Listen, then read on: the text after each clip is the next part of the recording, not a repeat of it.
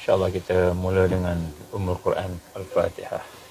A'udzu billahi minasyaitonir rajim. Bismillahirrahmanirrahim. Alhamdulillahi rabbil alamin arrahmanir rahim maliki yaumiddin. Iyyaka na'budu wa iyyaka nasta'in. Ihdinas siratal mustaqim. Siratal ladzina an'amta 'alaihim ghairil maghdubi 'alaihim waladdallin. Amin. A'udzu billahi samil 'alim minasyaitonir rajim. Bismillahirrahmanirrahim. إن الحمد لله نحمده ونستعينه ونستهديه ونستغفره ونعوذ بالله من شرور أنفسنا ومن سيئات أعمالنا من يهده الله فلا مضل له ومن يضلل فلا هادي له أشهد أن لا إله إلا الله وحده لا شريك له وأشهد أن محمدا عبده ورسوله اللهم إنا نعوذ بك من أن نشرك بك شيئا نعلم ونستغفرك لما لا نعلم سبحانك لا علم لنا إلا ما علمتنا إنك أنت العليم الحكيم ولا حول ولا قوة إلا بالله العلي العظيم أما بعد. Assalamualaikum warahmatullahi wabarakatuh. Alhamdulillah, pertama-tama kita bersyukur kepada Allah Subhanahu Wa Taala. Dengan keizinan Allah kita diberikan kesempatan untuk bersama-sama dalam satu majlis, iaitu kita ingin menghidupkan suasana ingat memperingati suasana yang penting, terutamanya di akhir zaman ini, iaitu suasana untuk kita sama-sama memperkuatkan antara satu sama lain, insya-Allah. Jadi semoga pada malam ini kita diberikan kekuatan, kesempatan, alhamdulillah bersempena dengan malam 17 Ramadan. Malam 17 Ramadan ataupun hari yang ke-17 ini, marilah sama-sama kita meningkatkan lagi syukur kita. Sesungguhnya Ramadan dah nak habis dah. Dah nak habis dah Ramadan. Hanya tinggal 13 hari lah lebih kurang, plus minus. Dan kita nak merasakan bahawa sudah sampai waktunya untuk kita meningkatkan lagi proses kita untuk mendekatkan lagi diri kita dengan Allah Subhanahu Wa Taala, insya-Allah. Mudah-mudahan bila kita berusaha menghabiskan ataupun memenuhkan sebahagian lagi pada masa-masa Ramadan ini, kita diberikan Allah barakahnya, insya-Allah. Sebelum kita bermula, kita ingin sama-sama kalau boleh saya nak minta lah sahabat-sahabat sekalian untuk kita doakan kepada sahabat kita Helmi, Akhi Helmi dari sisi Terengganu yang Allah izin telah kemalangan siang tadi, dan dia dalam keadaan kritikal dan dalam keadaan sedang di dalam bilik pembedahan. Kita doakan supaya Allah memberikan kepada dia kemudahan, kekuatan, dan insya-Allah mudah-mudahan dia akan disembuhkan dengan segera supaya dia boleh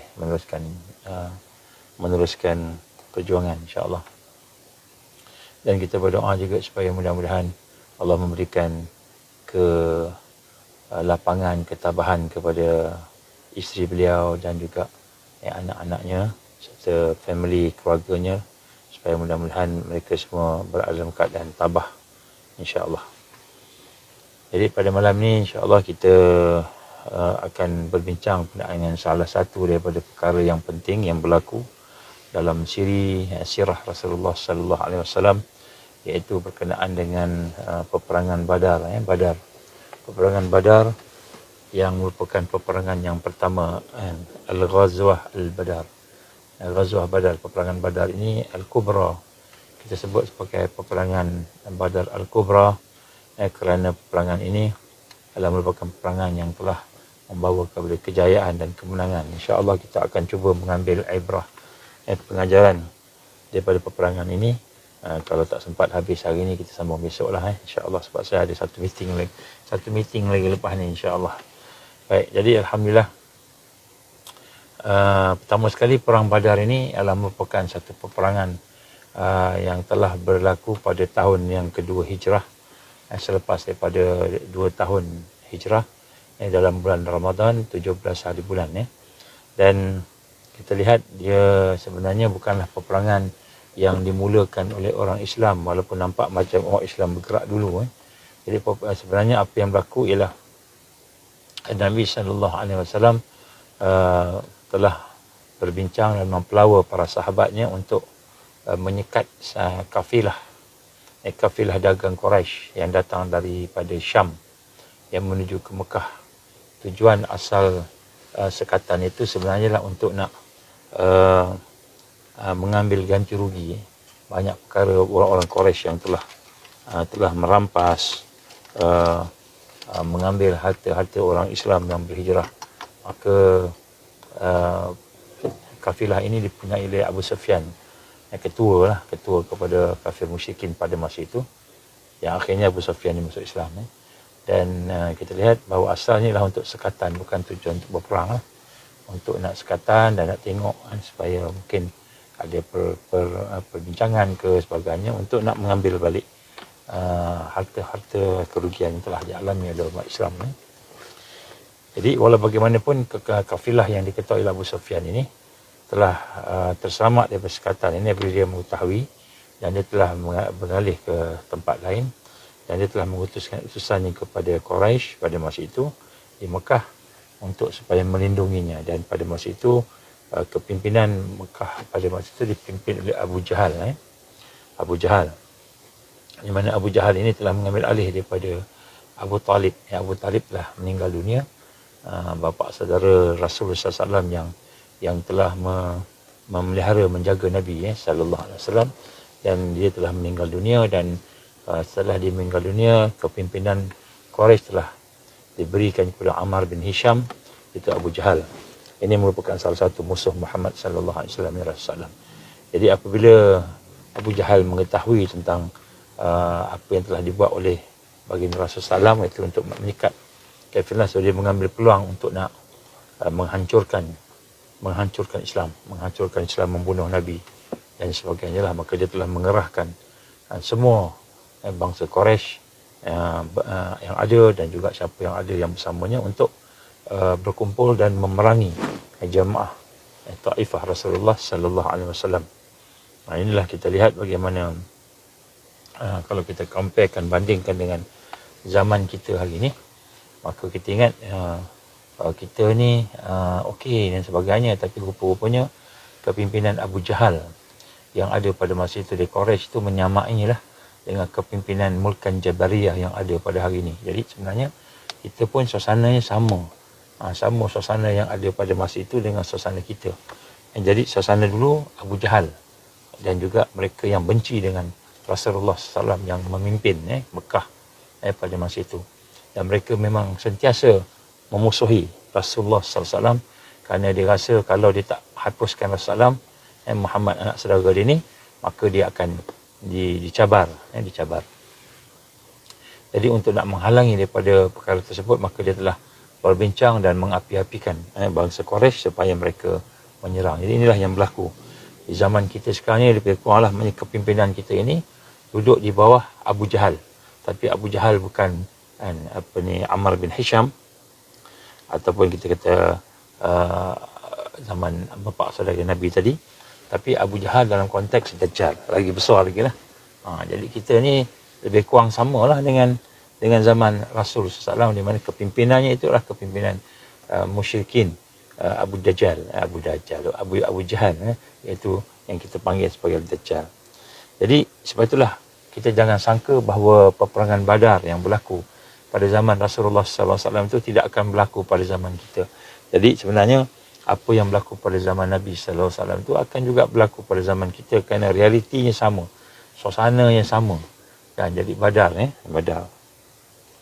Sebab itu kita dijangka akan bertembung lah dengan kepimpinan Dajjal ini, ataupun Abu Jahal dulunya. Abu Jahal sekarang ni Dajjal. Kan? Mana mereka akan merancang untuk menghancurkan Islam. Kalau ketika di zaman Abu Jahal itu, zaman Rasulullah SAW dulu, mereka nak menghabiskan Islam, nak menghabiskan Rasulullah SAW dan menghabiskan umat Islam yang ada di Madinah dengan menggunakan alasan kerana mereka ni menyekat kafilah Abu Sufyan. Bukan menyekat pun, tak sempat menyekat pun, baru planning je. kan. Jadi benda itu telah digunakan sebagai alasan untuk nak menghancurkan semua sekali lah pengikut-pengikut Rasulullah SAW. Jadi kalau zaman Nabi begitu, zaman sekarang pun sama juga. Zaman kita juga akan berlaku perkara mereka akan menyekat, menghancurkan orang Islam. Jadi peperangan Badar Al-Kubra yang berlaku pada zaman itu kerana Abu Jahal nak menghancurkan Rasulullah SAW secara total.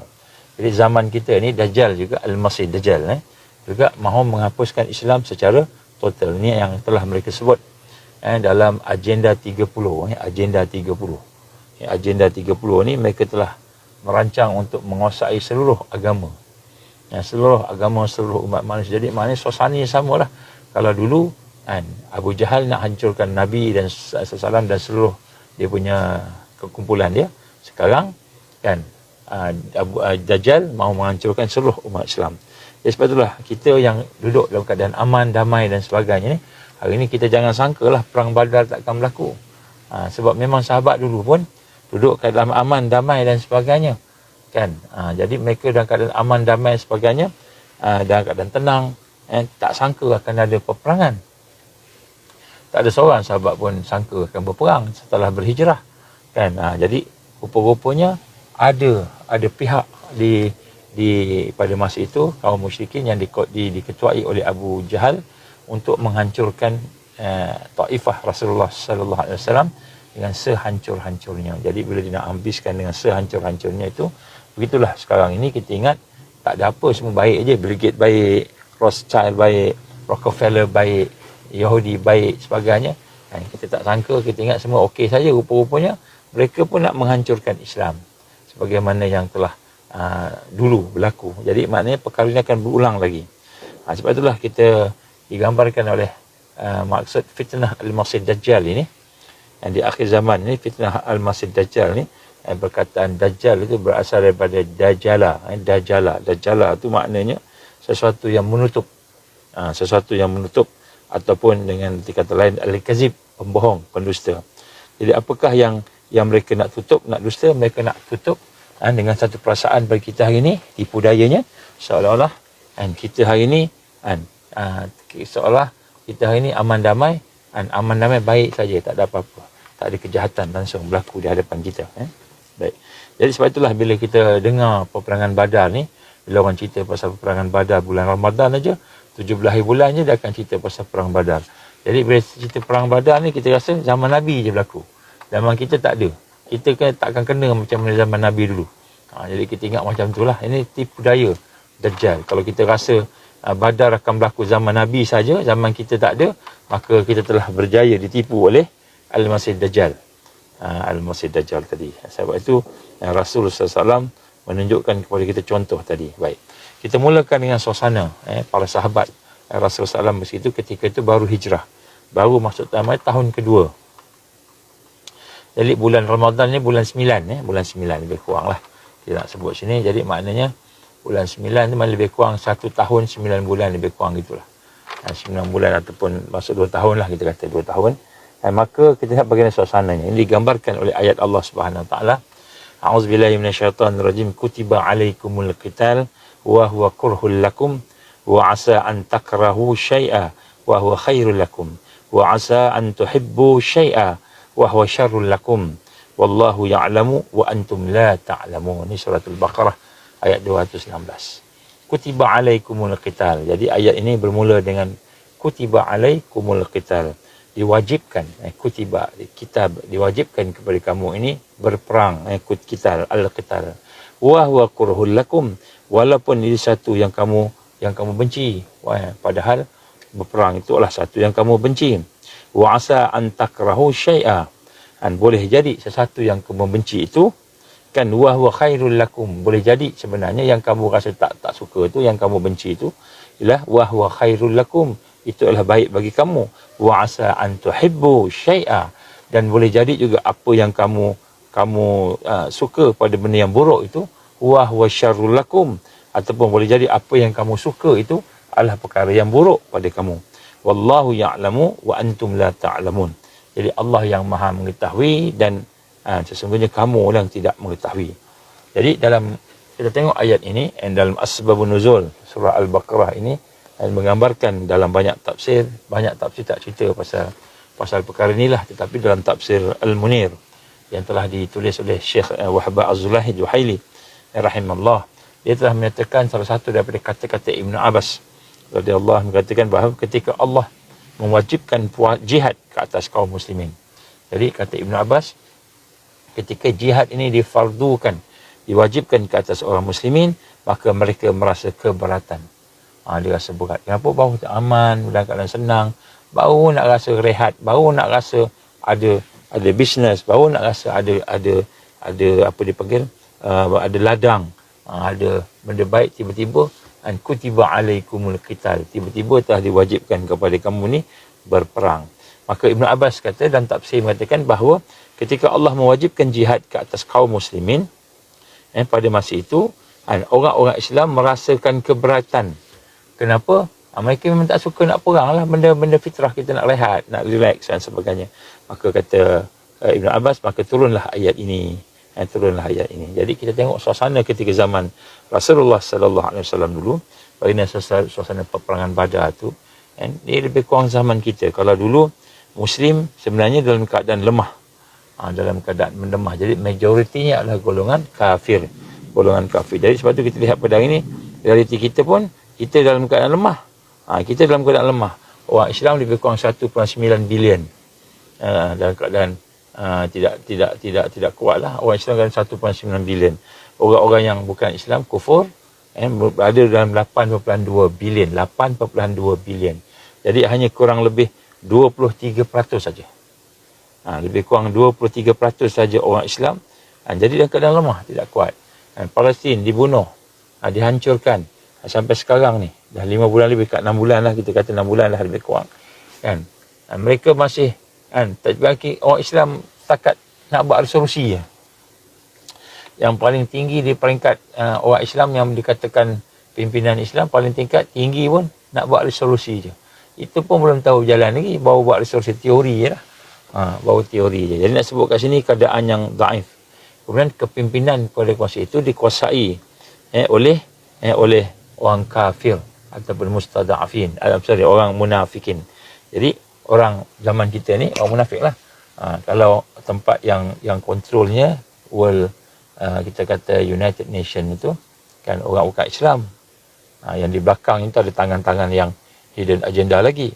Kemudian di samping itu negara-negara orang Islam pula, negara orang Islam pula dalam keadaan mereka tu orang munafik pula. Yang memimpin tu bukannya orang yang betul-betul beriman, yang takwa, yang munafik pula. Penakut pula kan. Nampak macam hebat tapi penakut kan, duduk kat belakang kan. Baik, jadi di sini kita lihat bagaimana keadaannya memang beratlah, berat. Jadi kita pun akan berhadapan keadaan yang sama. Di mana orang-orang Islam dalam keadaan yang minoriti hari ini, kita hanya 1.9 bilion. Katalah kita 2 bilion. Kan. Dia dalam 8.2 bilion orang-orang satu dunia ni kan. Jadi kita lebih kurang 25% lah katakan, 1/4. Jadi kita ni masih dalam keadaan minoriti, dan kemudian kepimpinan dunia pun kepimpinan yang menyembelahi Zionis, yang menyembelahi kita kata orang-orang yang zalim. Jadi maknanya orang munafik kontrol, orang yang zalim kontrol, orang yang kufur kontrol. Jadi suasana zaman Nabi dulu, kalau di musyrikin, yang ketuanya Abu Jahal, yang menggantikan Abu Talib. Dan yang menggantikan Abu Talib tu Abu Jahal. Jadi suasana sama lebih kurang. Jadi di akhir zaman kita ni berhadapan suasana sama. Jadi perang Badar tidak mustahil akan berlaku lagi lah. Sama. Iaitu orang musyrikin zaman Nabi dulu, Abu Jahal dulu dan sekutunya, mahu menghancurkan Muslim sehancur-hancurnya. Sampai Nabi berdoa, ya Allah, kalau engkau kalahkan kami ini, tentera Badar ini, maka sudah tentulah tidak ada orang yang menyembahmu. Itu doa Nabi kan. Jadi zaman sekarang ni pun kalau kita tengok agenda 30 yang mereka rancang, maknanya 2030 ni mereka rancang, maka mereka akan habiskan semua agama. Semua agama akan duduk di bawah kan, agama-agama, kesatuan agama-agama sedunia, yang mana akan dipelopori oleh Lucifer, iblis. Jadi mana dia nak habiskan Islam. Islam akan jadi tinggal nama je lah macam tu. Bukan nak tinggal nama je, Islam tinggal nama je. Dia bukan agama yang sebenar. Ini yang digambarkan oleh mereka yang merancang tadi. Jadi maknanya suasananya sama. Kemudian pada masa yang sama, orang Islam tadi baru terlepas daripada, sahabat-sahabat dulu baru terlepas daripada siksaan, kepungan, kesusahan daripada Mekah. Dia orang baru 2 tahun berhijrah, maknanya suasana baru nak rasa tenang, baru nak rasa seronok, berladang, bercucuk tanam, seronok, berniaga, tiba-tiba nak kena perang. Ini yang berat ni, yang berat tu kata Allah firman tadi, wa huwa kurhul lakum, walaupun kamu benci. Kemudian yang seterusnya ialah bulan Ramadan. Jadi peperangan tu juga berlaku bulan Ramadan. Bulan Ramadan ni pula bulan puasa, orang berpuasa. Bulan orang buat nak fokus pada ibadah. Kita nak pergi iktikaf lah, nak pergi solat tarawih lah, dan macam-macam. Dan kemudian bulan itu pula bulan yang panas. Sebab tu Ramadan ni berasal daripada perkataan ramid ataupun ramidah. Ramid ni maknanya ramidah ni maknanya ataupun ramad ni maknanya panas yang sangat terik. Panas yang sangat terik sehingga boleh mengelupas kulit dan sebagainya, ataupun ramadah iaitu pasir yang dibakar oleh matahari. Jadi maknanya suasana susah. Nak perang carilah masa musim sejuk ke kan, musim bunga ke kan, musim yang tak, ni musim panas ni. Musim panas, dalam keadaan berpuasa, dalam keadaan nak ibadah dan sebagainya, baru nak belajar berdamai, dan memang kita suka berdamai. Jadi itu realiti umat. Dan sebab tu digambarkan kutiba alaikumul qital oleh Allah tadi, kutiba alaikumul qital, wajibkan di atas kamu berperang, wa huwa kurhul lakum, walaupun peperangan tu kamu tak suka. Wa asa an takrahu syai'a wa huwa khairul lakum. Mungkin apa yang kamu suka tu tak baik. Wa asa an tuhibbu syai'a, mungkin apa yang kamu sayang itu pula wa huwa kurhul lakum wa huwa syarrul lakum, itu mungkin juga dia merupakan satu yang tak baik. Jadi siapa yang tahu? Allah yang maha mengetahui. Sebab tu pada hari ini kita nak kena rasa keadaan bagaimana perang Badar Al-Kubra yang berlaku pada zaman Nabi sallallahu alaihi wasallam kemungkinan akan berlaku lagi sekali pada zaman kita. Sebenarnya bukan kemungkinan tetapi daripada jumhur ulama yang mengkaji tentang realiti pergerakan yang ada pada dunia pada hari ini. Jadi perang Badar akan berlaku lagi sekali sebab dia punya suasana sama. Umat Islam lemah, umat Islam dikontrol, mustada'afin, yang menguasai, yang majoritinya adalah kekufuran, yang majoritinya ialah kufur, bukan kufur biasa tetapi kufur yang musyrikin, kufur yang nak menghancurkan Islam sehancur-hancurnya, macam mana Abu Jahal nak menghancurkan Nabi Muhammad SAW dan sahabat-sahabat yang sehancur-hancurnya. Jadi maknanya suasana yang ada zaman Nabi sama ada sekarang ni. Ya, sebab tu kalau kita ingat tak berlaku zaman kita lah Badar ni, jangan, sebab kemungkinan besar akan berlaku.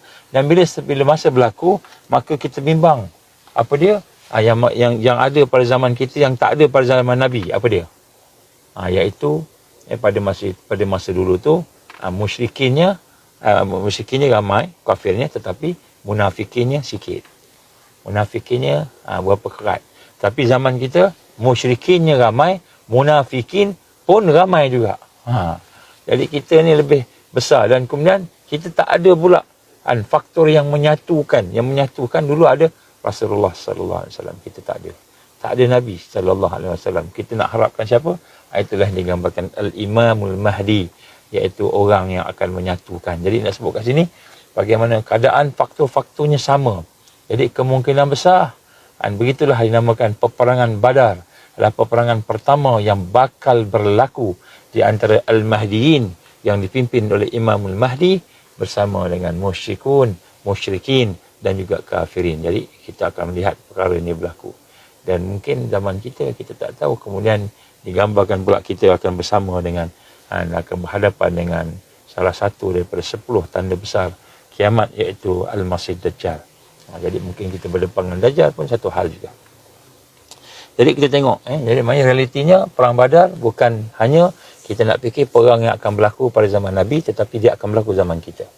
Sebab tu pada malam ni saya nak ajak diri saya dan diri tuan-tuan, puan-puan sekalian, marilah sama-sama kita merasai bahawa sungguh kita kena merasai bagaimana yang sepatutnya dirasai oleh seorang yang beriman yang sekarang sedang diserang, dan sekarang bukan saja diserang tetapi sebenarnya mereka mahu menghancurkan umat 100%. Jadi kalau ada pun umat Islam, tinggal nama je.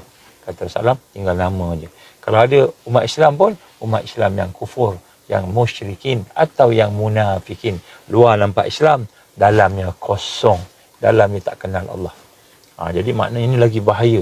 So sebab tu kalau kita tidak mengambil ibrah, tidak mengambil pelajaran daripada peperangan Badar yang bakal berlaku dalam masa terdekat, tak tahu mungkin 3 tahun dari sekarang, mungkin 2 tahun, mungkin setahun daripada sekarang, yang sekarang dah mula nampak tanda-tandanya itu, maka sudah tentulah kita akan terperangkap dengan jarum-jarum Dajjal yang menyesatkan kita, wa iyazbillah min zalik, sehingga akhirnya kita ni menjadi apa?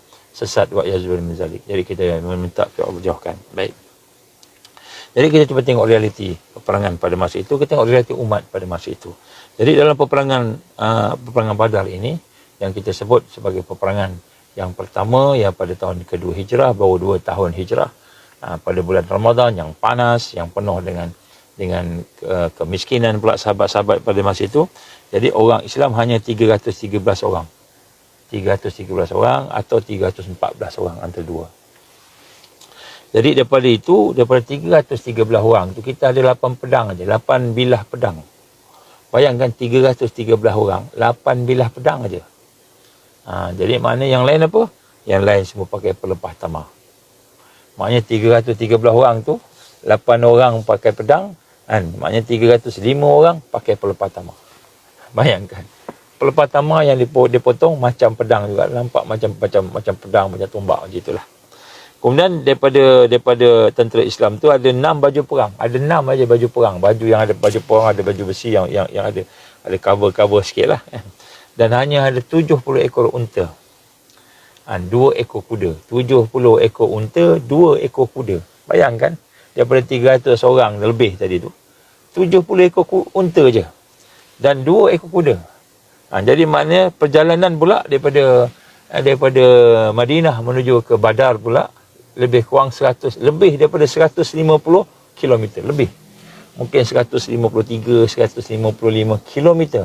Bayangkan bergerak daripada Madinah menuju ke Badar 150 lebih daripada 150 km berjalan kaki. Bergilir-gilir lah. Maknanya dia ada 70 ekor unta je. 2 ekor kuda. Jadi bergilir-gilir lah. Naik sekejap. Bayangkan bergilir-gilir. Dan kemudian majoriti pula, kita sebut tadi pakai pelepah tamah, majoriti pula tak ada kasut. Tak ada kasut, tak ada boot. Tidak ada alas kaki, tak ada slipper. Slipper pun tak ada. Jadi mereka ni orang-orang yang dulunya pernah ditindas, pernah dibuli, pernah ditakut-takutkan, kena buli, trauma, stres, orang yang dhaif, mustadafin. Jadi bayangkan ni realiti umat yang ada pada masa itu berhadapan dengan tentera Quraisy tadi. Dalam keadaan yang cukup dhaif, 313 orang, satu bilangannya tak ramai. Yang kedua, untanya pun 70 ekor je. 2 ekor aja kuda.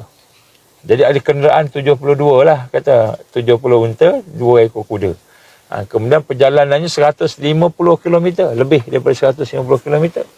Kan? Perjalanan tu pula dalam keadaan panas, bulan Ramadan, panas. Dalam keadaan berpuasa sebahagiannya. Kemudian mereka pula tak ada senjata. Yang ada baju perang hanya 6 orang aja. 6 orang je pakai baju perang, hak lain semua pakai baju biasa. Kalau kita ni baju Melayu lah, baju gamis lah, baju apa yang ada lah. Nampak dhaifnya umat Islam. Kita boleh bayangkan. Boleh bayangkan macam mana perjalanan bergilir-gilir. Kemudian kasut pun tak ada. Kasut pun apa kata boot ke apa, kasut perang pun tak ada. Bukan kasut perang, selipar pun tak ada, tidak beralas kaki.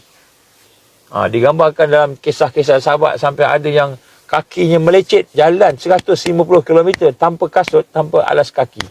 Dengan panasnya, melecet. Kan kakinya terbakar, melecet, itu belum perang lagi. Berada dalam keadaan macam ini. Ini suasana bagaimana kita kata perang Badar ni, nak bayangkan kan. Kemudian orang Quraisy pula Dan mereka pula ada 1,000 tentera. 1,000 orang tentera.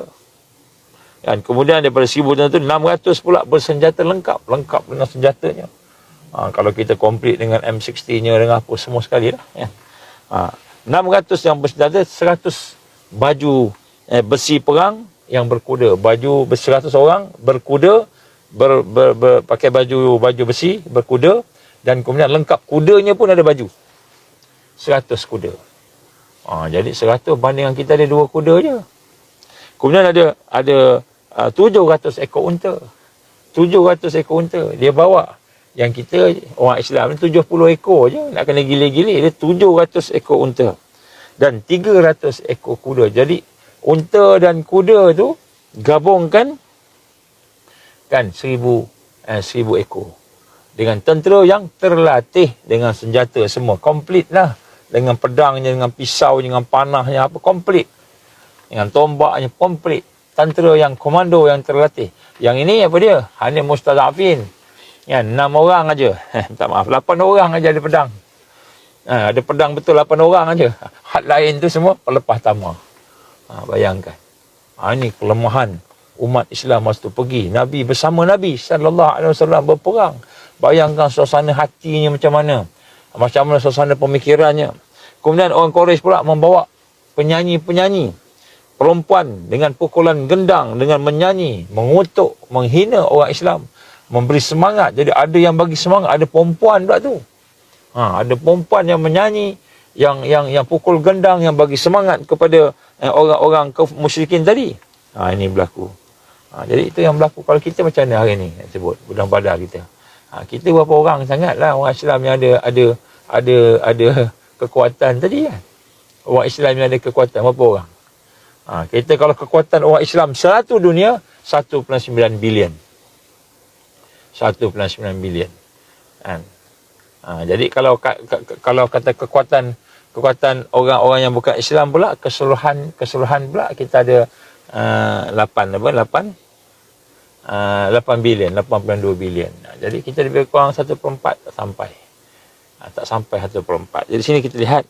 Dan kemudian pemerintahan yang menguasai kita. Jadi kalau dulu paling-paling pun Madinah tu Rasulullah adalah dia punya ketumbukan negeri dia sendiri kan, negara sendiri walaupun tak kuat, tetapi hak ni satu dunia dengan negara yang orang Islam sendiri tu pun negara yang apa dia panggil negara munafikin pula yang perintah. Kalau zaman Nabi dulu paling-paling pun walaupun lemah, negara yang diperintah tu ialah Nabi, jadi oleh orang yang beriman, yang bertakwa, Rasulullah sallallahu alaihi wasallam. Tapi kita ni pula yang memimpin ni orang munafikin pula, musyrikin pula yang ramai. Nampak macam Islam luar dalamnya macam-macam. Jadi sebab itulah nak gambarkan ke sini bagaimana Allah gambarkan dalam ayat tadi kan, memang orang beriman suka berdamai. Memang orang beriman tak suka perang, tak suka gaduh. Tapi Allah gambarkan tadi, walaupun kamu benci bila sampai waktu kena perang, kutiba alaikumul qital. Kena perang, kamu kena perang. Kutiba alaikumul qital, kata Allah SWT surah Al-Baqarah ayat 216. Jadi di sinilah dalam tafsir ini menggambarkan kepada kita, walaupun memang orang beriman tak suka perang, tak suka gaduh, suka berdamai, cintakan kepada keamanan, macam sekarang kan, kita cintakan kepada amanan. Tapi tiba-tiba ada pula seorang India, tak tahu nama siapa, pakai cermin mata, duk viral. Dia kata dia makinya Sultan Selangor, dia makinya buat mufti-mufti, dia makinya qadi, dia makinya pendakwah-pendakwah, Zakir Naik lah, Firdaus Wong lah disebut, Ridwan T lah dan sebagainya, Ridwan T Tarik dia kata dan sebagainya. Dia makinya PDRM, Pondan Diraja Malaysia. Jadi macam-macam lah dia maki orang dari India ni. Dia provoke kita. Dia provoke orang Islam. Bayangkan dia boleh berani cakap macam itu. Dia hina Sultan, dia hina orang Islam. Padahal dia duduk tu di negara yang Sultan menjadi ketuanya, Agung menjadi ketuanya. Dia boleh hina macam itu. Sebab apa? Mereka rasa mereka kuat lah. Mereka berani. Kita pula tengok, tak apalah. Dia tak tahu, kita maafkan. Macam itu kan. Stokin ada nama Allah tak apa, bukan kenapa dia orang tak tahu. Kalau dia orang tahu, dia orang tak buat. Ya ke dia orang tak tahu, dia orang tak buat. Ini namanya menunjukkan dia orang ni sebenarnya bila dia beri peluang untuk hidup dalam keadaan yang baik sebagainya, yang kita memang tak suka bergaduh, tak suka berperang apa semua, mereka akan buat macam-macam kat kita. Sebab memang mereka ni tarbiyah dia tu tarbiyah membenci, terutamanya orang Hindu. Memang dia benci orang Islam ni. Tak maaf saya sebutlah. Tak semua Hindu, tapi nak sebut sini dia ada gerakan. Sebab tu orang yang murtad dalam Malaysia ni, nombor satu ialah orang Hindu. Nombor satu orang Hindu. Dia bukan masuk Kristian, masuk Hindu. Right. Jadi sebab tu saya sebut kat sini, bagaimana zaman Nabi dulu, memang kita lihat dalam keadaan lemah macam zaman kita akan lemah, mustada'afin, kita ni apalah sangat. Kalau sebut perang, bukan kata nak perang, lawan bola pun kita kalah. No? Bukan kata perang, bola pun kita kalah. Kita dah ada Kim Pan Gon, kita dah ada Arif Aiman, kita dah ada orang naturalisasi, kita kata orang-orang putih yang keturunan orang Malaysia dah masuk jadi pasukan tinggi, lebih tinggi lagi daripada orang Oman contohnya. Ataupun kita ada kehebatan macam-macam. Allah izin kalah juga. Ini memang bola pun kita kalah. Nak apa lagi nak sebut orang Islam nak lawan dunia yang Amerikanya. Jadi nampak dari sudut material jadi tu memang kita ni keadaan mustada'afin. Dan kemudian kita pun tak suka perang. Kita pun tak suka perang, tetapi kita lihat jika sampai waktunya sekiranya kita berada dalam keadaan diserang, ditekan sampai peringkat kita mau dihancurkan, umat nak dihancurkan, umat nak dihabiskan, agama nak dihina, dipijak dan dicela, maka kita wajib mempertahankan, kerana mereka memang mahu menghancurkan orang Islam. Jadi kalau kita kata macam Nabi Isa sebut dalam kitab Bible, kata orang Kristian kalau dia tampar sebelah kanan, bagi sebelah kiri saya tampar. Jadi itu ajaran Nabi Isa AS disebutlah seolah-olah macam itu kan. Maknanya kita ni orang baik lah macam itu. Jadi dalam Islam ada masanya.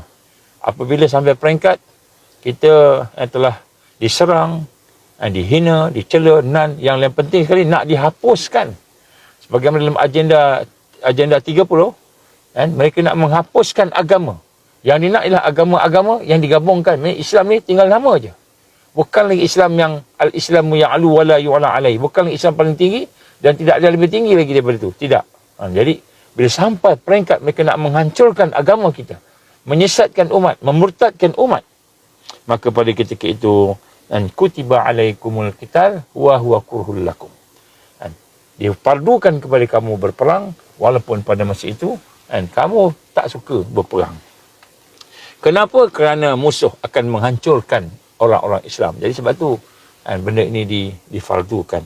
Kenapa? Kerana musuh akan merampas tanah dan merampas kemerdekaan untuk beribadah. Nak beribadah tak boleh dah. Tengok kat Baitul Maqdis. Nak semayang Jumaat, ada masa yang dibagi kita baru boleh semayang. Kalau dia tak bagi, tak boleh semayang. Orang-orang yang beriktikaf dihalau, pernah berlaku, diserang, dibunuh Murabitun yang ada di dalam masjid, diserang, ditangkap dan sebagainya. Jadi nak semayang pun dikacau. Nak semayang pun dikacau. Nak buat ibadah. Bukan kita kata nak buat benda yang ganggu dia. Tak ada ganggu apa pun. Nak semayang dalam masjid kita. Dalam Masjid Al-Aqsa. Tak boleh. Dia namanya sekiranya sampai peringkat mereka mahu menghancurkan kita, merampas tanah air kita, kemerdekaan kita dalam beribadah dan sebagainya, menodai kehormatan. Dia menodai kehormatan, kemuliaan, menghina nama Allah, menghina agama dan menghina Islam, menghina bangsa macam yang berlaku pada baru-baru ni, menghina Sultan Selangor menegur supaya jangan menyentuh hal-hal agama. Sultan Selangor menegur kepada orang yang bukan Islam, jangan menyentuh hal agama Islam. Jangan menyentuh bab agama Islam, jangan sentuh. Tiba-tiba dia kata dia kutuknya, dia hinanya Sultan. Dia kata macam-macam lah, saya nak sebut pun malu lah perkataan yang dikeluarkan oleh orang yang menyatakan tadi. Dia kata macam-macam lah, Sultan dah apalah kan, agama Islam ni apalah, sampai PDRM boleh sebut pondan di Raja Malaysia kan, contohnya. Jadi macam-macam dia sebut. dalam kata-kata dia viral tu. Kan, jadi sampai peringkat begitu mereka sanggup menghina, mencela dan menindas, apalagi menindas. Maka ketika itulah Allah mewajibkan jihad dan perang. Kutiba alaikumul qital. Jadi satu masa peringkat tu memang orang Islam kena bangkit. Kena bangkit. Siapa yang tak bangkit maka kan dia telah melakukan dosa besar. Bila sampai peringkat bangkit, kena bangkit. Bila sampai peringkat kita berhadapan dengan Zionis tadi, kena bangkit. Jangan kita kata jihad ni tak perlu, jihad ni tak ada. Kita mengikut pula orang sekular, tak ada jihad langsung. Sedangkan Allah mewajibkan jihad. Kutiba alaikumul qital wa huwa kurhul lakum. Diwajibkan kepada kamu berperang walaupun kamu tak suka. Jadi maknanya ayat ini satu ayat yang kita nak kena belajar pada bulan Ramadan. Jadi jihad ni bukan hanya jihad mujahadatun nafs. Bukan hanya sekadar jihad melawan nafsu, tetapi jihad yang besar. Maknanya kita jangan merasakan bahawa perkara ini tidak akan berlaku. Kerana zamannya, realitinya, suasananya yang ada pada zaman Nabi itu sama macam mana yang sekarang ni. Cuma yang sekarang ni mungkin kita nampak suasana macam moden sikit lah. Ada kereta, dulu unta. Dulu ada unta, ada kuda, sekarang ada kereta, ada kereta tank, ada kapal terbang dan sebagainya. Jadi sebab itulah, apabila sampai waktu Badar itu, maka sahabat-sahabat diwajibkan. Boleh jadi kamu benci pada sesuatu itu, padahal ia baik bagi kamu. Jadi begitu sebagaimana digambarkan oleh ulama-ulama kita. Contohnya, laksana seorang nak minum ubat. Ubat tu pahit. Tak suka ubat, tak ada selera nak makan ubat. Tetapi itulah asbab kesembuhan. Dan asbab kesembuhan yang mesti diambil. Ini contohnya dalam tafsir Al-Azhar, Profesor Hamka. Jadi boleh juga satu benda yang kita suka. Boleh juga ada satu perkara yang kita suka. Siapa dia? Kerehatan, kemewahan.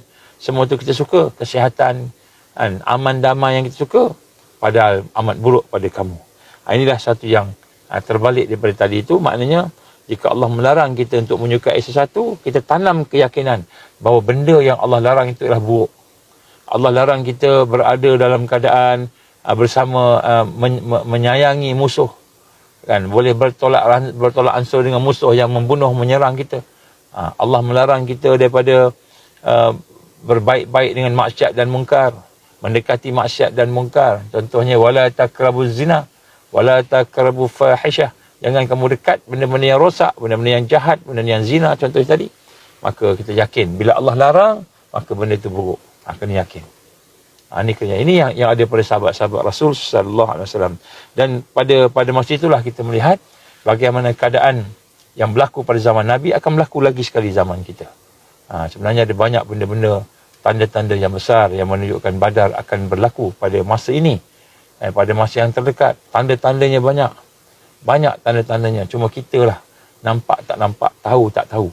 Kita je lah yang kaji tak kaji. Kalau kita kaji, kita nampak sebenarnya dah terlalu dekat akan perkara-perkara tersebut. Jadi bukanlah maknanya kita nak membenci siapa-siapa, nak gaduh dengan siapa-siapa. Tapi nak sebut kat sini, apabila sampai waktunya Malaysia, Indonesia, Brunei, Singapura dan sebagainya, yang mana datang masuk orang-orang yang menghalang akidah kita, menghalang ibadah kita, menghalang merampas tanah kita dan sebagainya, maka wajib kita membantu. Kalau tak sampai kita pun, tengok apa yang berlaku di Al-Aqsa. Mereka nak merampas Al-Aqsa. Ini tak lama lagi mereka akan buat. Maka kemudian dikatakan di sini, jangan kamu terlalu pentingkan diri kamu, melihat diri apa yang Allah perintahkan. Allah Maha mengetahui. Allah Maha mengetahui dan kamu tidak mengetahui. Jadi ayat ini menyatakan bahawa Allah tahu yang baik, yang buruk pada kita. Jangan kita ingat kita pandai. Rupa-rupanya kita ini hanyalah makhluk Allah yang tidak ada apa-apa. Jadi Allah Maha mengetahui. Tafsir Ibn Katsir menerangkan bahawa Allah lebih mengetahui apa yang Allah tahu ni. Allah lebih tahu apa akibat daripada semua perkara yang ada pada kita. Yang kita rasa benda tu baik, kita sayang, rupanya buruk. Benda yang kita rasa benda buruk, rupanya benda tu yang terbaik. Di sinilah Allah lebih mengetahui apa yang ada pada masalah di dunia, kebaikan di dunia dan juga kebaikan di akhirat. Maka sebab itulah dia menyeru dan memerintah supaya kita ni mengikut apa yang dia perintah. Dengan lebih dalam lagi, dengan lebih maknanya dalam peristiwa Badar ni, dalam kita kata peperangan Badar yang ada pada zaman Rasulullah SAW tu, maka hendaklah kita mengambil ibrah yang pertama iaitu manusia kita ni lah Bila kita beriman pada Allah, bila kita Islam tadi, kita menyerah diri hanya kepada Allah Subhanahu Wa Taala. Jadi kita menyerah diri kita pada Allah. Semua apa Allah arahkan, kita ambil. Semua Allah larang, kita tinggalkan. Jadi inilah merupakan perkara yang ibrah yang pertama. Jadi di akhir zaman pun macam tu juga. Ada masanya Allah SWT perintahkan kita berbuat sesuatu. Kita tak suka, kita kena buat. Kenapa? Allah Maha mengetahui masalahnya, kebaikannya. Kebaikan yang mana? Di dunia pun, ya. Di akhirat pun, ya. Dan ada masanya, benda yang kita tak nak. Benda yang kita tak nak, kita kena buat. Ada masanya benda yang kita nak sangat. Kita nak sangat. Suka sangat. Cinta sangat. Tapi kita kena tinggalkan. Ini ibrah. Bila tengok perang Badar, ini nombor satu.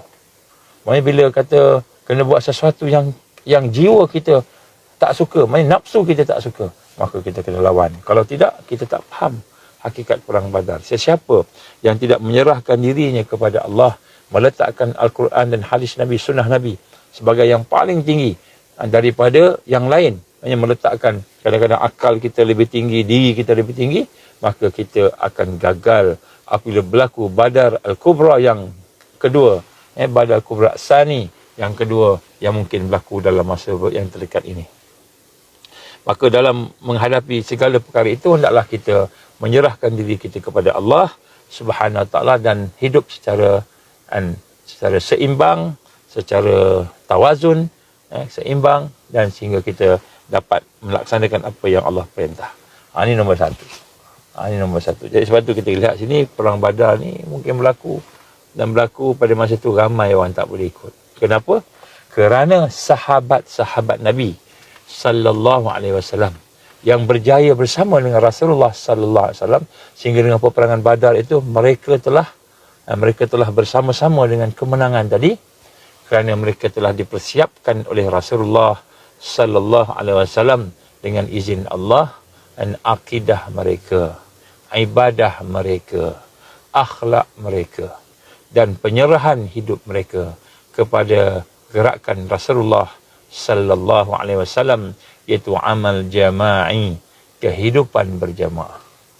Jadi rupa-rupanya sebelum Badar ini, yang berlaku pada tahun yang kedua hijrah, maka kita lihat sudah 15 tahun. Maknanya 13 tahun di Mekah, 2 tahun di Madinah. Mereka diuji oleh Allah Subhanahu Wa Taala, dipersiapkan akidah mereka, dimantapkan iman mereka, sehingga kan apabila berlaku arahan supaya pergi bersama dengan Rasulullah sallallahu alaihi wasallam berperang ketika lemah, berperang ketika dhaif, berperang ketika tak mampu, berperang ketika tidak ada kekuatan, maka mereka mampu melaksanakan 15 tahun. Jadi maknanya nak sebut kat sini, bila sebut perang Badar, jarang orang sebut persiapan sebelum Badar. Apakah yang telah Nabi sallallahu alaihi wasallam dengan izin Allah mempersiapkan para sahabat. Mempersiapkan para sahabat semua. Iaitu 13 tahun berada di Mekah dan 2 tahun ketika mereka telah berhijrah di Madinah. Persiapan yang paling hebat sekali ialah mereka mengenali Allah Subhanahu Wa Taala. Mereka kenal Allah. Akidahnya lurus. Akidahnya bersih. Dan akidahnya memang tidak boleh dicerai-beraikan dengan kehidupan. Sehingga ketika di Mekah mereka diuji dengan ujian yang hebat. Dan sampai peringkat ada yang kena tangkap, sampai peringkat ada yang kena seksa, ada yang dibunuh. Sampai peringkat terpaksa mereka lari kehidupan mereka dan hilang. Sebab ketika di Mekah nak masuk Islam tu bukanlah dapat kemuliaan. Nak masuk Islam tu kena sekat, kena boykot. Sampai peringkat dihina, sampai peringkat berada dalam keadaan kesusahan yang amat sangat. Itu akidah.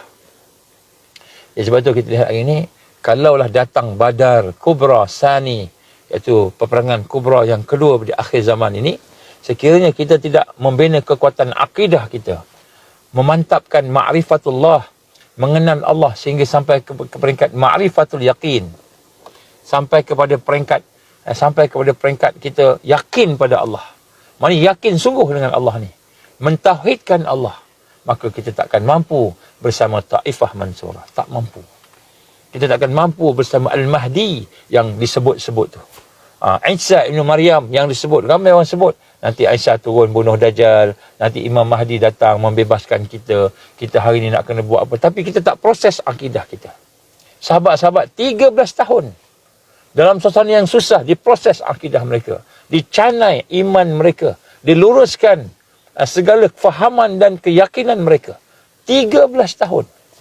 Kemudian selepas tu, lepas hijrah, 2 tahun, maknanya 15 tahun. Akidah mereka diproses. 15 tahun ibadah mereka diproses. 15 tahun akhlak mereka diproses. 15 tahun kan, jamaah, hakikat, tanzim, penyusunan duduk di bawah struktur organisasi Rasulullah sallallahu alaihi wasallam. Ada ketaatan kepada pemimpin, ada ketaatan kepada peraturan-peraturan Islam. And endibat, ada disiplin, ada penyusunan yang lain. Jadi maknanya sebelum Badar ni macam mana, walaupun susah nak terlibat dalam Badar tadi, kerana mereka duduk dalam tarbiyah madrasah tarbiyah Rasulullah sallallahu alaihi wasallam. Ini kita kena faham. Kalau tidak, kita cakap pasal Badar, cakap pasal perang Badar, tapi kita tak tahu bahawa rupa-rupanya yang pergi perang Badar tu dah 15 tahun diproses tarbiyah mereka. Dah 15 tahun akidah mereka dimantapkan. Hati mereka dibersihkan. Akal mereka dicairkan dengan Islam. Dibuang segala rawasib jahiliyah. Segala karat-karat jahiliyah. 15 tahun. Bukannya sikit. Jadi kita hari ni sebab tu nak kena merasakan bahawa bila sebut pasal Badar Al-Kubra, yang kita tahu Badar Al-Kubra Sani, Badar Al-Kubra yang kedua akan datang lagi sekali. Dalam masa yang terdekat. Nanti kita akan sebut nanti. Maka kita kena faham sebenarnya apabila kita sebut tentang Badar Al-Kubra ni. Yang pertama, persiapan sahabat untuk berjaya berhadapan dengan peperangan Badar pada zaman Rasul sallallahu alaihi wasallam dalam keadaan pemerintahan Abu Jahal yang musyrikin di Mekah, Romnya, Parsinya, dalam keadaan orang musyrikin, orang kafir, majority, dalam keadaan umat Islam mustada'afin, lemah. Dalam keadaan umat Islam tak ada kekuatan. Pergi perang pun 8 bilah pedang aja ada. Daripada 330 orang, 8 bilah aja pedang yang ada. Hal lain semua pelepah tamar. Jalan 150 km, ada 70 ekor unta aja, 2 ekor kuda aja, bergilir-gilir naik. Kemudian selipar pun tak ada, kasut pun tak ada, majority tak ada kasut, tak ada selipar. Dalam keadaan cukup dhaif, mustada'afin, mereka boleh pergi dalam keadaan panas ramat, kepanasan yang cukup menekan, kan. Mereka boleh pergi dalam keadaan bulan Ramadan berpuasa. Kenapa? Kerana mereka telah melalui proses tarbiyah Rasulullah sallallahu alaihi wasallam. Apa dia? Yang pertama, dimantapkan akidah mereka. Apa maksud akidah yang mantap ni? Mereka boleh berhubung dengan Allah dengan hubungan yang sebenar. Bermula dengan ma'rifatullah, bermula dengan kenal Allah. Mengenal Allah sehingga hatinya yakin dengan Allah. Bukan lagi yakin dengan pedang. Kalau dia yakin dengan pedang, aku nak pergi perang, pedang pun tak ada ni. Dia yakin dengan senjata. Yakin dengan bilangan. Kita ada 313 orang aja. Mereka ada 1,000 orang tentera yang lengkap bersenjata. 600 orang tentera komando. Dengan 700 unta.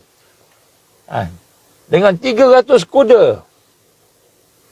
Dan kemudian ada senjata yang lengkap dengan kekuatan-kekuatan. Kalau kita bergantung dengan senjata, kalau kita bergantung dengan bilangan, kalau kita bergantung dengan kekuatan ketenteraan kita, kekuatan ilmu kita, pakar kita apa sebagainya, memang tak ada seorang sahabat yang akan pergi. Jadi tentera Badar pergi 150 km ke atas. Lebih daripada 150 berjalan kaki sebahagian besarnya. Tak ada kuda, tak ada unta. Yang gile-gile itu siapa yang naik je. Kan? Jadi, apa sebenarnya persiapan mereka? Yang pertama, al-yaqin. Yakin pada Allah. Al-imanu billah. Akidah yang merasakan bahawa yang bagi kemenangan bukan pedang, bukan teknologi, bukan bilangan, bukan kehebatan manusia, tetapi Allah. Ini satu perkara yang kadang kita tak perasan. Kita ingat, oh yelah, agaknya kan dulu zaman sahabat ada Nabi, ada motivasi hebat sebagainya, sahabat pergi. Tak, dia bukan kerana motivasi, tapi kerana madrasah tarbiyah yang telah berjalan, sekolah Rasulullah tarbiyah yang membina kekuatan. Ini yang kita nak kena bina. Sebab tu kita hanya bermimpi untuk bersama Al-Mahdi, atau bermimpi untuk bersama Al-Mahdiyin, mereka yang akan melaksanakan tajdid di akhir zaman, sekiranya kita tidak duduk dalam proses tarbiyah. Kita tidak memantapkan akidah kita, mentauhidkan Allah, tidak membersihkan hati kita, masih lagi bergelumang dengan dosa, masih lagi seronok dengan dosa, masih lagi seronok dengan maksiat, masih lagi seronok dengan kelemahan diri kita, maka jangan mimpi kita akan bersama-sama dengan Taifah yang bangkit dalam Badar Al-Kubra As-Sani, iaitu peperangan Badar Al-Kubra yang kedua yang bakal berlaku pada zaman kita ni, akhir zaman ni. Kita kena tengok yang ini baru kita faham. Jadi kalau tidak kita dengar ceramah, kita kata Badar Kubra, Badar Kubra, bagus. Ada Allah turunkan malaikat. Kita akan bincang je. Allah kata Allah turunkan malaikat 8,000 malaikat. Mula-mula 3,000, Allah turunkan ni 5,000. 8,000 malaikat nak lawan 1,000 orang tentera komando. 8,000 malaikat lawan 1,000 orang tentera komando. Siapa menang? Allah hantar seorang malaikat pun boleh menghancurkan. Ini kan Allah menghantar 8,000 malaikat. 8,000 malaikat. 3,000 tambah 5,000. Allah hantar pertolongan kepada siapa? Kepada tentera yang mustada'afin tadi tu. Jadi kita kata, sahabat-sahabat menang. Kenapa? Sebab ada Nabi, sebab ada ni. Dah, Allah tolong. Jangan tengok kan kekuatan yang ada kepada manusia. Tengok apa yang Allah beri kepada manusia. Siapa yang bagi kemenangan? Allah yang bagi kemenangan. Jadi sebab ini yang kita nak ambil ni. Asbab kemenangan tu. Apa asbab kemenangan? Nombor satu, mereka berada dalam proses tarbiyah Rasul sallallahu alaihi wasallam. Hatinya dibersihkan, fikirannya dibersihkan, ibadah mereka dibersihkan, akhlak mereka dibersihkan.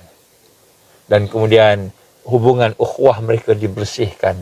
Daripada ukhuwah yang bersih bersama dengan akidah, ibadah, akhlak tadi, maka lahirlah satu gerakan Taifah yang diberikan kemenangan oleh Allah Subhanahu Wa Taala, yang hanya bilangannya 300 orang lebih sikit, kemudian dengan keadaan senjata yang serba dhaif, dalam keadaan kekuatan tubuh badan fizikal, tidak ada silat, tidak ada taekwondo, tidak ada apa, tak ada kekuatan strategi strategi perang, kehebatan yang komando macam mana yang ada pada tentera Badar musyrikin, kontrol komplit, tetapi Allah bagi kemenangan. Kenapa? Kerana mereka telah duduk dalam tarbiyah. Duduk dalam tarbiyah dan duduk dalam proses menyusun kehidupan mereka bersama dengan Rasulullah SAW dalam bentuk gerakan, dalam bentuk satu movement, gerakan Islam yang membina kekuatan. Dia bukan hanya sekadar boleh ibadah, ada zikir-zikir, ada akhlak yang baik, adab-adab, adanya ukhuwah yang baik, tetapi dia ada gerakan yang tersusun. Sebab tu kalau kita tengok dalam peperangan Badar, maka sebelum peperangan Badar itu Nabi SAW telah bertanya dengan golongan Ansar. Sebab majoriti yang pergi itu golongan Ansar, majoriti Ansar. Maka ditanya kepada sahabat-sahabat yang ada. Dia kata pada Muhajirin, kita ni nak pergi ke Badar ni sekian-sekian. Maka sahabat-sahabat Muhajirin kata, marilah kaum sahabat-sahabat Ansar, marilah join kami. Maka mereka cadang, ya Rasulullah, kita sekali dengan Ansar lah, bukan Muhajirin saja. Maka Nabi pun minta supaya orang Ansar bagi pandangan. Nampak tak? Ini nak katakan sebelum mula perang ni, atau sebelum mula perkara itu, maka kita kena bincang dulu. Ni struktur, ni pergerakan, ni punya syura. Nabi kata mari bincang Muhajirin dengan Ansar, sahabat-sahabat ni yang dekat dengan Nabi sallallahu alaihi wasallam. Maka bincang-bincang, kemudian Nabi minta Muhajirin bagi pandangan. Muhajirin Abu Bakar pun cakap, Umar cakap semua. Kemudian Nabi minta Ansar pula bagi pandangan. Apa pandangan Ansar? Maka pada masa itu sahabat Sa'ad bin Mu'az radhiyallahu anhu kata dia ketua kepada Ansar. Dia kata apa? Dia tengok semua sahabat dah bercakap yang Muhajirin, Ansar tak cakap. Maka dia berkata, ya Rasulullah, saya bacakan dia, ya Rasulullah, kami telah beriman dengan kamu. Ini sahabat-sahabat Ansar. 2 tahun dia menerima Rasulullah SAW dan sahabat Muhajirin sampai ke Mekah, ke Madinah. Kan mereka sahai, kami telah beriman kepada kamu ya Rasulullah. Kami menyaksikan apa yang kamu bawa adalah benar. Kami yakin kamu bawa ini benar. Dan kami juga memberi janji dan ikrar akan mendengar arahan dan taat. Jadi bukan saya nampak Nabi bawa kebenaran. Kami dah berjanji akan ikrar dan berikrar, berjanji setia, berbai'ah dengan Rasulullah untuk sami'na wa ata'na. Kami dengar dan kami taat. Oleh itu teruskanlah ya Rasulullah apa yang kamu mahu. Nak pergi perang, nak pergi mana, kau teruskan ya Rasulullah. Wallahi, kata Sa'ad. Tengok apa kata Sa'ad bin Mu'az radhiyallahu anhu itu. Wallahi, dia kata, Tuhan yang mengutuskan kamu membawa kebenaran. Kalau kamu bentang kepada kami laut, kami akan mengharungi bersama kamu. Engkau ajak kami pergi ke laut pun ya Rasulullah, kami ikut kepada kamu.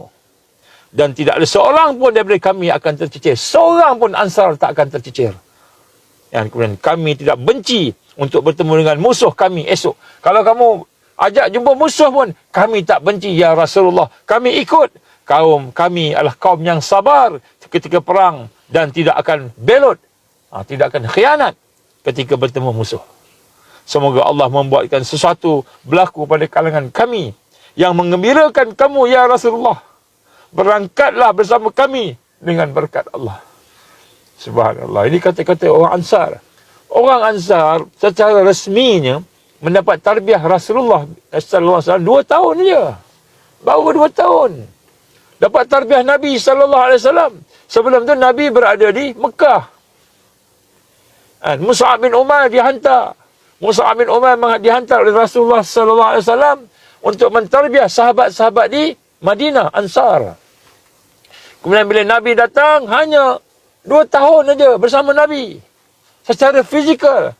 Apa kata Sa'ad? Ya Rasulullah, kami dah melihat kebenaran yang kau bawa. Kami dah melihat apa yang kau ada. Dan kami beriman, kami yakin. Ya Rasulullah, bawalah kami. Kalau kau bentangkan laut depan kami pun, kami ikut. Tidak ada seorang pun Ansar akan tercicir. Ini kata-kata Sa'ad bin Mu'az radhiyallahu an. Bagaimana dalam keadaan ini dia menyatakan bahawa kami sabar. Kalau kamu jumpakan dengan musuh pun, kami takkan khianat. Kami akan tidak berpatah balik. Berangkatlah. Berangkatlah. Semoga Allah membuatkan yang mengembirakan kamu ya Rasulullah. Kemudian sahabat Ansar yang lain pun sambut. Semua cakap yang sama. Akan bersama dengan Nabi sallallahu alaihi wasallam. Akan bersama dengan Nabi sallallahu alaihi wasallam. Maka Nabi pun gembira dengan jawapan daripada para Ansar tadi. Maka dia pun bersabda, kata Rasulullah sallallahu alaihi wasallam, berangkatlah kamu dengan barakah Allah. Nampak Nabi sebut, berangkatlah dengan berkat daripada Allah. Bergembiralah, sesungguhnya Allah telah menjanjikan kepadaku untuk berhadapan dengan salah satu daripada kumpulan, sama ada kafilah dagang ataupun angkatan tentera. Jadi bergembiralah, kita akan berdepan sama dengan kafilah dagang Abu Sufyan tadi, ataupun akan bertembung dengan angkatan tentera. Maknanya Nabi dah bagi hint dah akan berlaku peperangan. Kemudian kita lihat, maknanya bukan hanya sekadar tarbiyah Rasulullah SAW, ini tarbiyah iman, tarbiyah ibadah, zikir, puasa, tarbiyah membersih hati, tarbiyah dari sudut berakhlak baik, tarbiyah dari sudut untuk nak berukhuwah, tapi tarbiyah organisasi, membina jamaah yang kuat, taat kepada ketua, taat kepada perkara-perkara yang membawa pada kekuatan umat. Inilah Badar. Inilah Badar, ini hakikat Badar. Yang mana sahabat-sahabat telah persiapkan. Muhajirin 13 tahun di Mekah, kemudian 2 tahun di Madinah. Sahabat-sahabat di Madinah pula Ansar 2 tahun bersama Rasulullah sallallahu alaihi wasallam. Setelah sebelumnya itu didakwah oleh Mus'ab bin Umair radhiyallahu anhu sebagai wakil Rasulullah sallallahu alaihi wasallam. Jadi maknanya persiapan mereka mantap. dan persiapan mereka tu kan, meliputi semua. Jadi walaupun dengan pelepah tamar, walaupun tak ada kasut nak pergi, tak ada selipar nak pergi, kaki ayam je. Walaupun dalam keadaan tak ada kenderaan, 150 km lebih, berjalan kaki, tak ada kenderaan. Tetapi mereka pergi berjalan menuju ke Badar bersama dengan Rasulullah sallallahu alaihi wasallam. Berjalan dalam keadaan panas terik, dalam keadaan berpuasa. Jadi ini sebelum kita bincang tentang Badar, kita melihat apa persiapan sahabat-sahabat tadi. Sebab itu kita nak kena duduk diri kita di dalam proses tarbiyah Rasul sallallahu alaihi wasallam yang benar. Yang bukan hanya bersebut tarbiyah imaniyah, yang bukan hanya tarbiyah ruhiyah, bukan hanya mujahadah an-nafs untuk beribadah kepada Allah, riyadhah, untuk kepada Allah membersihkan hati. Bukan hanya untuk membina khuluqul ahsan, akhlak-akhlak yang baik. Bukan hanya nak membina ukhuwah, kasih sayang bersama sahabat, tetapi membina kekuatan tanzim, kekuatan penyusunan yang munazamah, yang tersusun rapi. Bagaimana digambarkan oleh Allah SWT. A'udzubillahi minasyaitanirrajim. Innallaha yuhibbul ladzina yuqatiluna fi sabilihi saffa ka'annahum bunyanun marsus. Sesungguhnya Allah amat sayang, amat mencintai mereka yang berjuang pada jalan Allah atau pada jalannya. Mereka yang berperang pada jalannya dalam keadaan tersusun rapi, sebagaimana satu saf, sebagaimana bangunan yang tersusun rapi. Bunyanun marsus, satu bangunan yang tersusun rapi. Dia nak sebut kat sini, kan ini adalah persiapan. Jadi kita nak berhadapan dengan Badar Al-Kubra tak lama lagi ni, realiti sama. Kalau dulu Abu Jahal ketua musyrikin menggantikan Abu Talib, kemudian dia mengambil peluang, inilah masa nak hancurkan Muhammad, inilah masa nak hancurkan Islam. Sekarang kita berhadapan dengan Dajjal, berhadapan dengan kepimpinan dunia Mulkan Jabariyah yang juga mahu menghancurkan Islam. Mereka nak menghancurkan Islam, sasaran mereka 2030, habis agama. Habis yang lain. Bila agama habis, yang lain semua duduk di bawah kaki mereka. Maka akan berlakulah pertembungan, sama ada Islam menang ataupun mereka menang. Samalah macam mana, insya-Allah saya akan sambung besok. Dan sama ada Islam menang ataupun mereka menang. Kata Nabi SAW, angkat tangan, doa sampai jatuh selendang dia, minta ke Allah, kemudian sujud lama, angkat tangan, kemudian sujud lama, sujud sampai Abu Bakar As-Siddiq radhiyallahu anhu, ya Rasulullah, cukuplah ya Rasulullah. Semua sedih, semua sahabat sedih, sebab sahabat mustadafin, lemah, 313 orang saja. Pedang pun pelepah tamar. Dahlah pedang pelepah tamar, bukan jenis komando, bukan berlatih tentera, ada silat, ada apa, bukan. Sahabat-sahabat tak ada berlatih sebelum tu. Okey, Nabi kata, setahun sebelum perang, okey, berlatih silat semua, berlatih taekwondo semua, pertahanan diri, buat semua, berlatih perang. Tak ada. Adalah sukan-sukannya, riadahnya ada, tapi sekat macam itu. Bukanlah orang yang betul-betul pergi nak komando tadi. Macam mana tentera musyrikin yang memang tentera perang. Jadi, sampai peringkat Nabi sujud lama minta ke Allah, Nabi doa pada Allah, ya Allah, aku tagihkan kemenangan.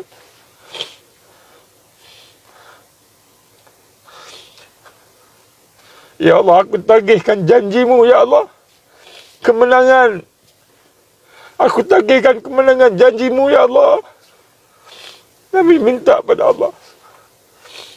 Sampai sahabat-sahabat menangis. Semua pekat menangis. Kata Abu Bakar, ya Rasulullah, cukuplah ya Rasulullah. Allah dah dengar. Allah dah dengar dah. Apa kata Rasul? Ya Allah, sekiranya kau kalahkan kami, habis kami, maka takkan ada orang menyembah Engkau, ya Allah. Tak ada orang menyembah Engkau, ya Allah. Itu doa Nabi. Jadi begitu juga kita akan berhadapan. Kita akan berhadapan dengan suasana ini. Yang mana pada masa itu, Dajjal dan tentera-tenteranya akan menghancurkan umat Islam sehancur-hancurnya. Kita ingat mereka nak menghapuskan Gaza. Habis rumah dibom semua. Bukan cukup dibom, diburunya. Sampai ke sempadan Rafah pun diburu. Masih dibunuh lagi, ditembak lagi. Dah dalam keadaan tidak ada senjata, tidak ada makanan, tidak ada perubatan, tidak ada semua. Pun ditembak, dibunuh lagi. Tak jelas ke lagi niat mereka nak menghancurkan Islam.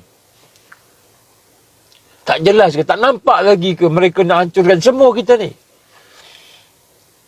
Di situlah kita lihat Nabi SAW minta betul-betul ke Allah. Abu Bakar sedih menangis. Cukuplah ya Rasulullah. Cukuplah ya Rasulullah. Sungguh-sungguh Allah dah dengar dah. Allah dah dengar. Perkara yang sama akan berlaku pada kita nanti. Sebab itu sebelum kita bincang lagi, masuk lebih dalam topik kan, Badal Al-Kubra ini, kita kena tengok persiapan kita. Tauhid kita, akidah kita, iman kita. Kita kenal tak Allah? Kita sayang tak pada Allah? Ke kita lebih sayang kepada nafsu kita? Lebih sayang kepada dunia kita? Adakah kita kenal Allah ataupun kita kenal manusia lebih daripada kenal Allah? Takut kepada makhluk lebih daripada takut kepada Allah. Ini akidah kita kena betul-betul kita mentauhidkan Allah. Kita kena prepare.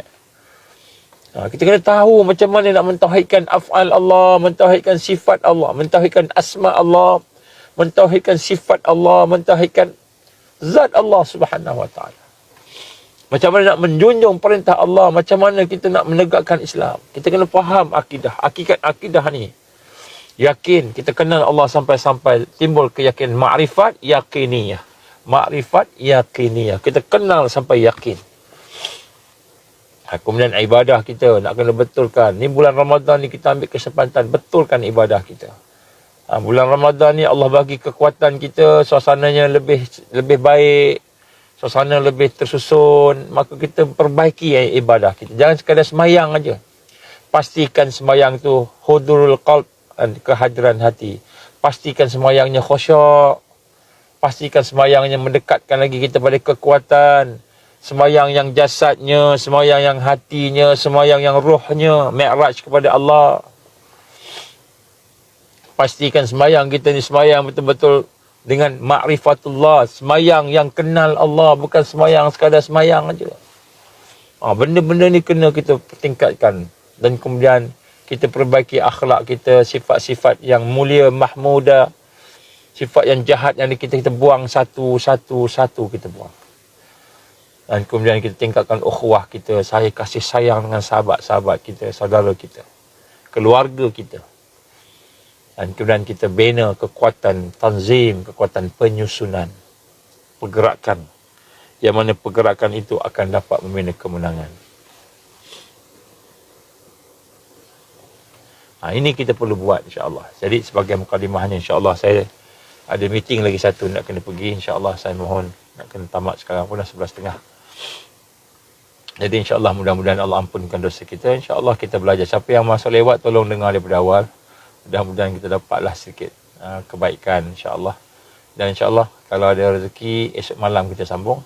Kita akan tengok pula macam mana ibrah bila setelah Rasulullah SAW nak mulakan. Maknanya sebelum sekarang ni preparation, suasana yang ada pada zaman Nabi dulu sama dengan suasana akhir zaman, sama sekarang ni. Mereka dengan musuh yang kuat, kita lemah. Mereka musuh kuat, kita lemah. Musuh pada zaman Nabi nak hancurkan Islam 100%. Kita pun hari ni dia nak hancurkan Islam 100%. Namanya agenda 30. Agenda 2030.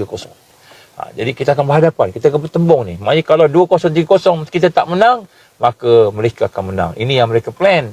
Wa makaru wa makarallah wallahu khairul makirin. Mereka rancang, Allah pun rancang.